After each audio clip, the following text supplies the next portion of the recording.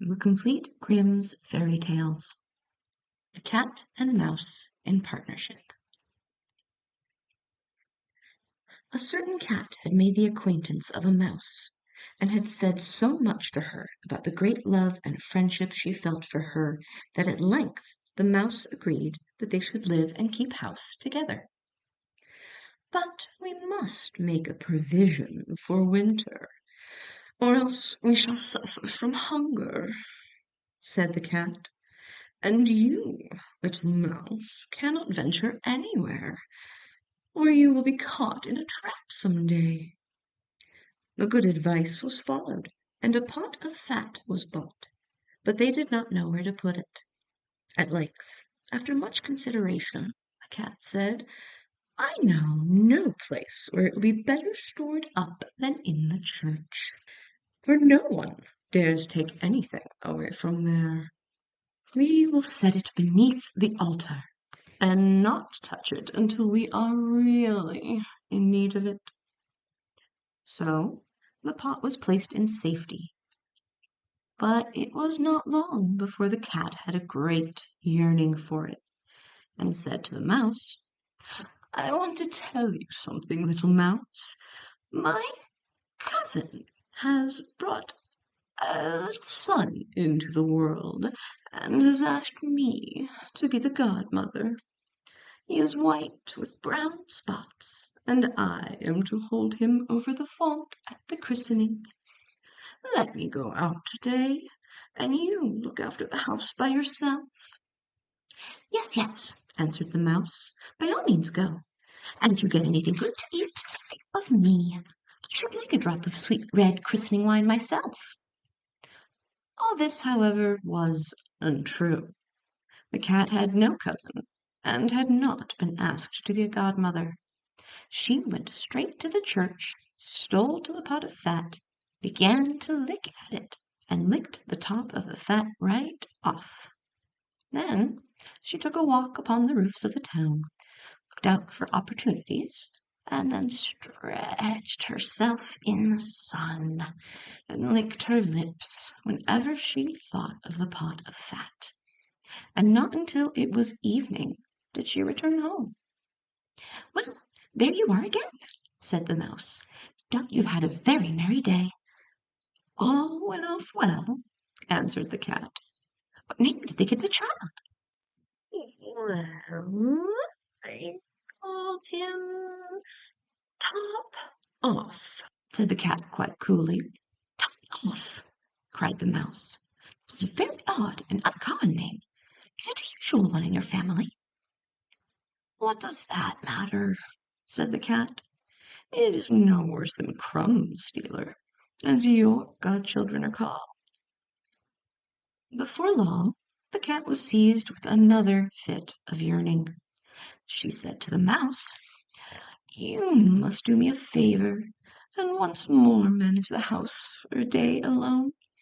I am asked again to be godmother, and as the child has a white ring around its neck, I cannot refuse." The good mouse consented, but the cat crept behind the town walls to the church, and devoured half the pot of fat.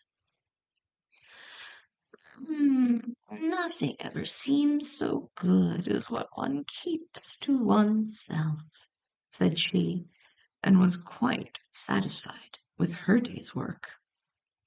When she went home, the mouse inquired, "And what was this child christened?" "Well done," answered the cat. "Half done? What are you saying? I never heard such a name in all my life. I'll wager anything it's not in the calendar."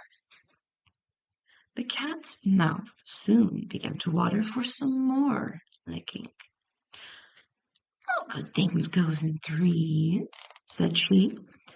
"I am asked to stand godmother again.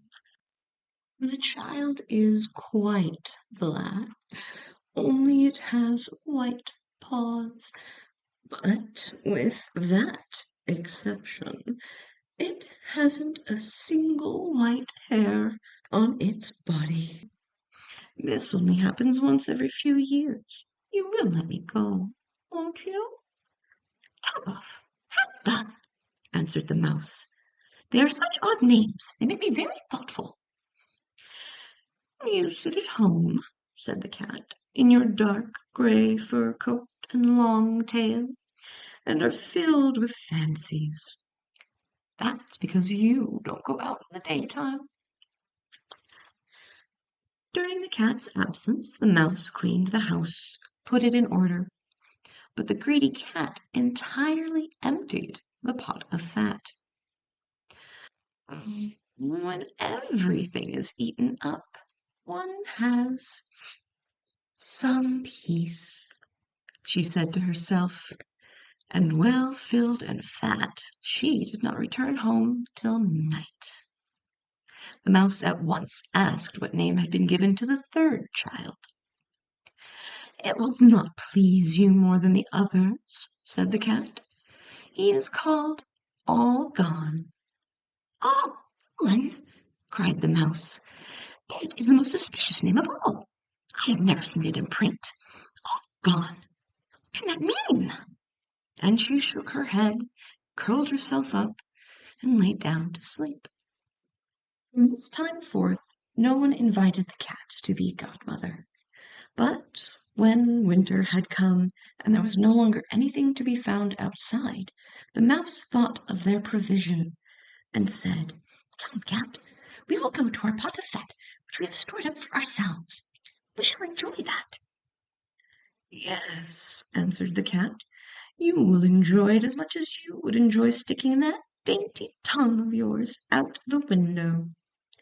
They set out on their way, but when they arrived, the pot of fat was certainly still in its place. However, it was empty. "Alas!" said the mouse, "now I see what has happened. Now it comes to light. You, a true friend? You have devoured all when you were standing godmother. First top off, then half done, then will you hold your tongue?" cried the cat. "One word more, and I will eat you too." "All gone," was already on the poor mouse's lips. Scarcely had she spoken it before the cat sprang on her, seized her, and swallowed her whole. Verily, that is the way of the world, isn't it?